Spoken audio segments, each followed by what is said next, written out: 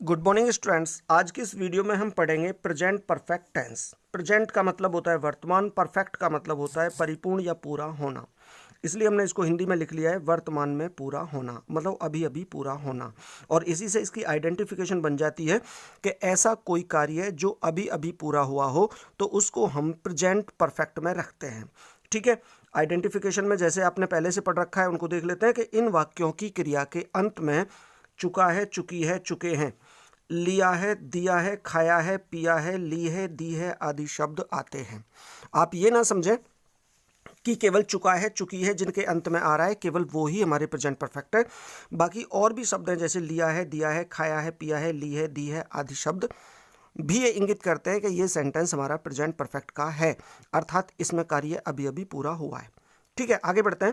Helping verb की बात करें तो इसमें सिंगुलर नंबर के साथ यूज करते हैं हैज़ और प्लूरल नंबर के साथ यूज करते हैं हैव। मतलब हेल्पिंग वर्ब है इसकी हैज़ और हैव। आगे देखते हैं मेन वर्ब। मेन वर्ब क्या है कि इसकी वर्ब की थर्ड फॉर्म का प्रयोग करते हैं। मतलब चाहे तो सेंटेंस हमारा एफर्मेटिव है, नेगेटिव है, इंटेरोगेटिव है, कोई सा भी है और कोई सा भी नंबर पर्सन है तो उसके साथ हम वर्ब की थर्ड फॉर्म का ही प्रयोग करते हैं। ठीक है, एग्जाम्पल देखेंगे। एग्जाम्पल क्या है, वह खाना खा चुका है। अब चुका है कोई ना समझे बल्कि इसका पूरा कॉन्सेप्ट समझें कि ऐसे लग रहा है कि खाना खाने का कार्य पूरा हो चुका है अभी अभी। अब इसको हम ऐसे भी बोला जा सकता था कि उसने खाना खा लिया है। एक ही बात है, चुका है या लिया है।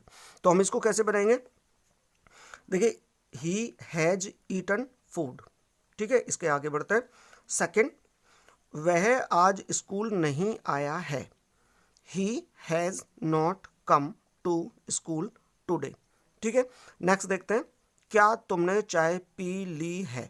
इसको और क्या कह सकते हैं, पी ली है का मतलब क्या तुम चाय पी चुके हो। एक ही बात है, बिल्कुल सेम।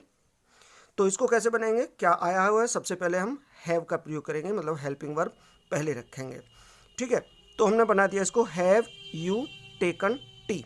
कुछ बच्चे सोच सकते हैं कि यहाँ have you drunk T use कर सकते हैं, लेकिन ड्रंक जो होता है वो जनरली चाय के लिए यूज नहीं किया जाता।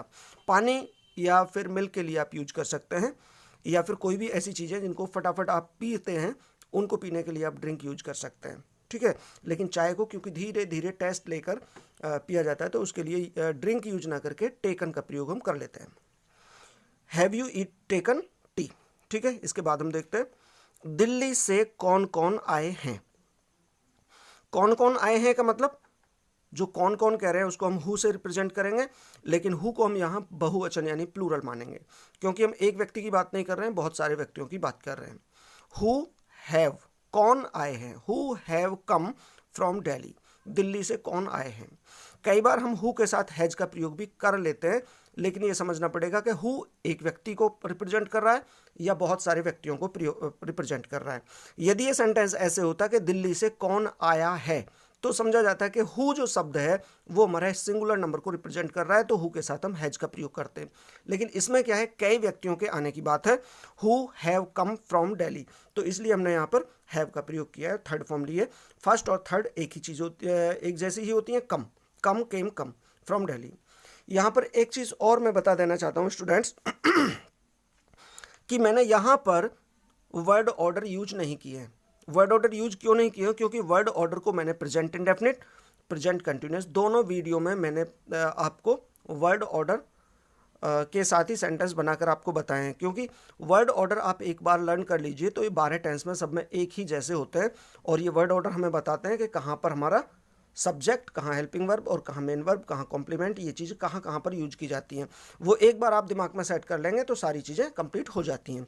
ठीक है स्टूडेंट्स, तो इसके पहली वाली वीडियो मैंने बताई है, अगर आप वर्ड ऑर्डर देखना चाहते हैं तो उसको वीडियो को आप देख सकते हैं। ठीक है, और इस वीडियो में बस इतना ही। Thank you very much, have a great day.